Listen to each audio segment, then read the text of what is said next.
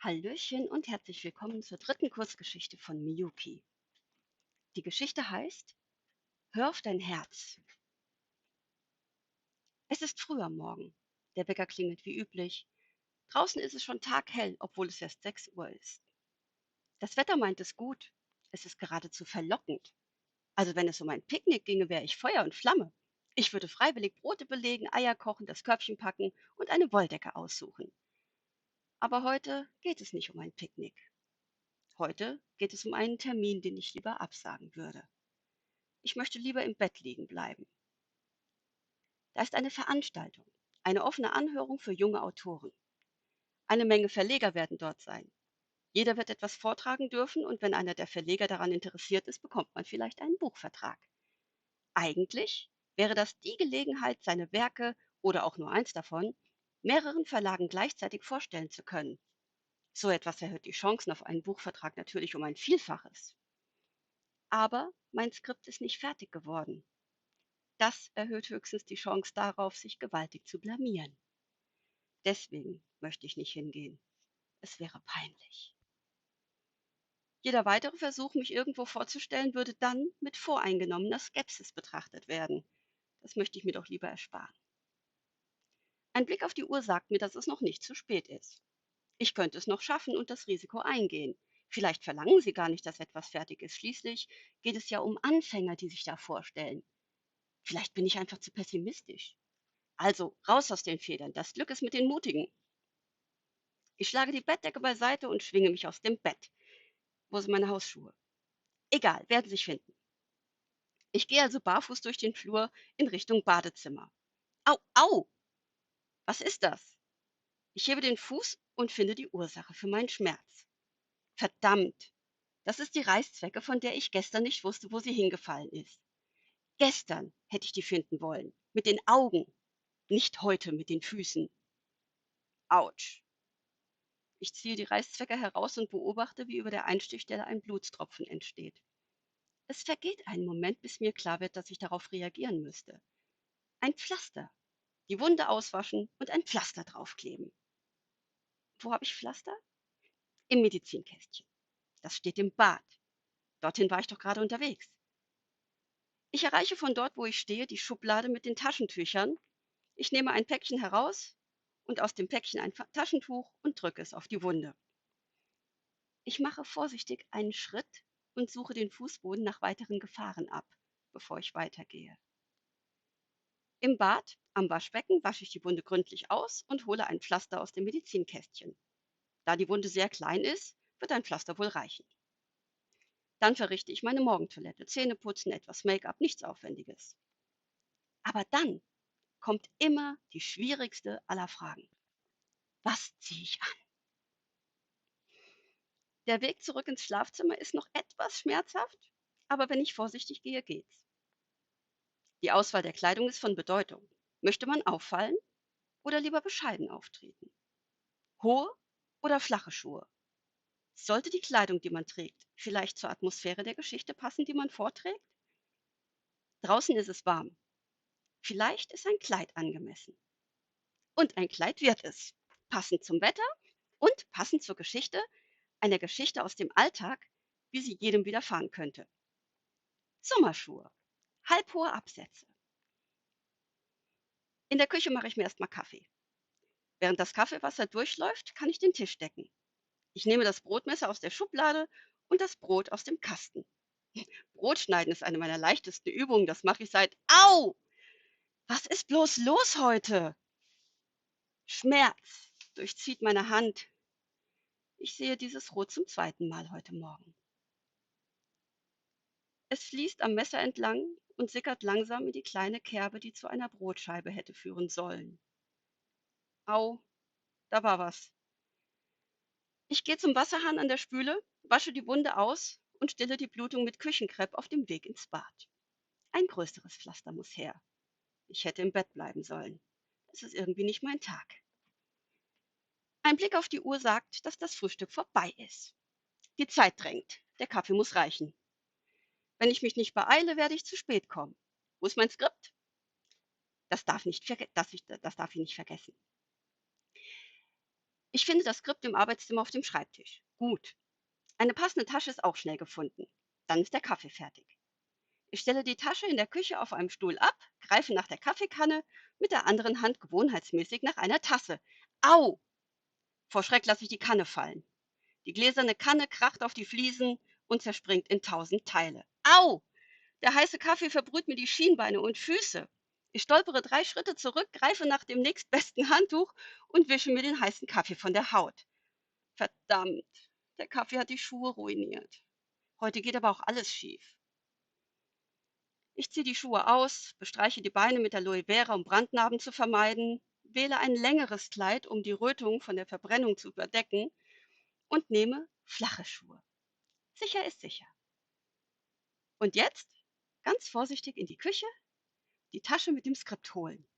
Noch ein Blick auf die Uhr. Verdammt, spät dran. Ich greife im Flur nach einer Jacke. Wer weiß, wie lange das Event dauert, vielleicht wird es später doch noch kühl. Ich eile zur Tür hinaus und frage mich, ob ich die Haustürschlüssel eingesteckt habe. Die Schuhe sind zu glatt, denke ich noch so bei mir, und da gleite ich auch schon weg. Ich greife mit der falschen Hand nach dem Geländer. Au!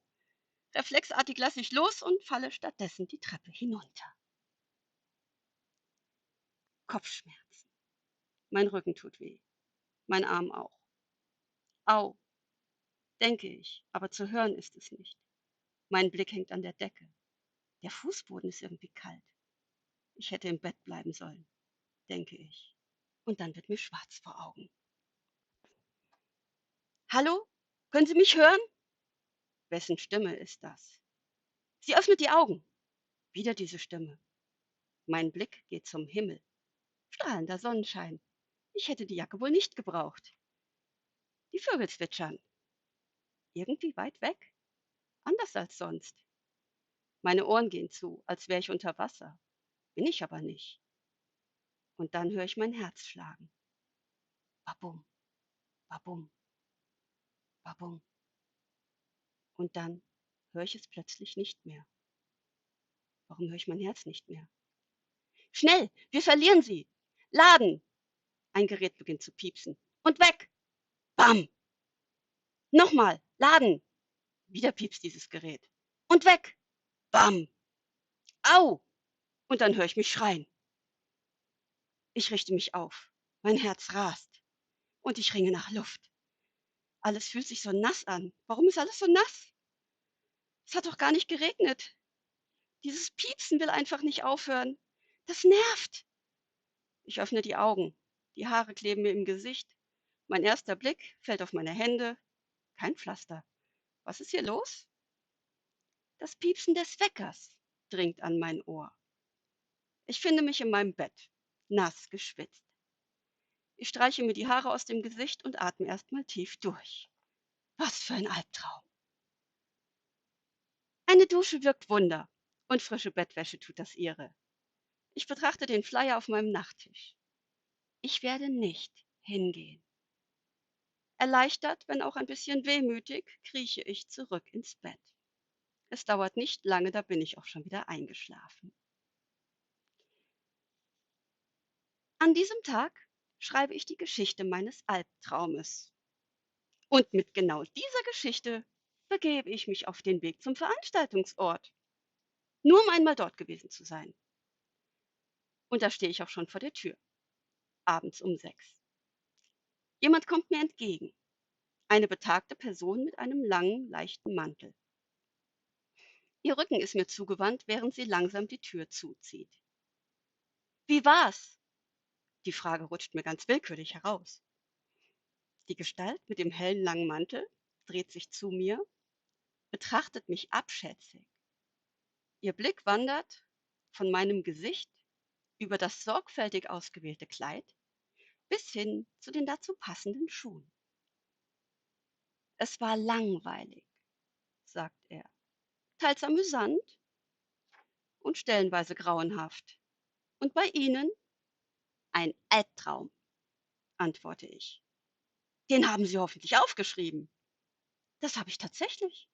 Wirklich? Das würde ich gern hören. Äh, was denn? Jetzt? Hier? Auf offener Straße? Ich bin jetzt hier. Alle anderen Verleger sind fort.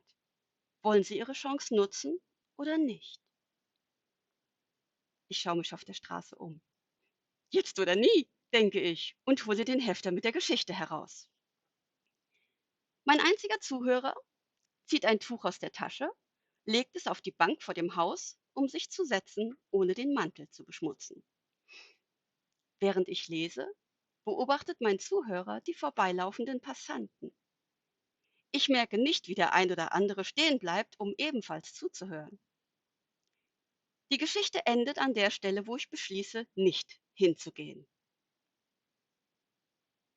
Ich klappe den Hefter zu und stecke ihn wieder weg. Der Verleger steht auf, steckt sein Tuch wieder ein und kommt auf mich zu. Woran arbeiten Sie normalerweise? An sozialkritischen Romanen. Ist das Ihre erste Kurzgeschichte? Meine dritte. Wie lange brauchen Sie durchschnittlich für eine solche Geschichte? Ich sage zwischen 4 und 24 Stunden. Dann schaut er mich lange nachdenklich an. Er greift in die Innentasche seines Mantels und zieht eine Visitenkarte hervor. Sie kriegen Ihre Chance, sagt er. Keine Romane. Sie sind noch nicht so weit. Schreiben Sie Kurzgeschichten. Keine Angst, die Romane kommen später. Rufen Sie mich Montag an. Er lächelt freundlich, nickt mir zum Abschied zu und geht gemütlich seiner Wege. Das werde ich, sage ich so vor mich hin und mache mich auf den Heimweg. Ich hoffe, die Geschichte hat euch gefallen. Wenn sie euch gefallen hat, lasst ein Like da. Ansonsten freue ich mich über jedes Kommentar und sage bis zum nächsten Mal.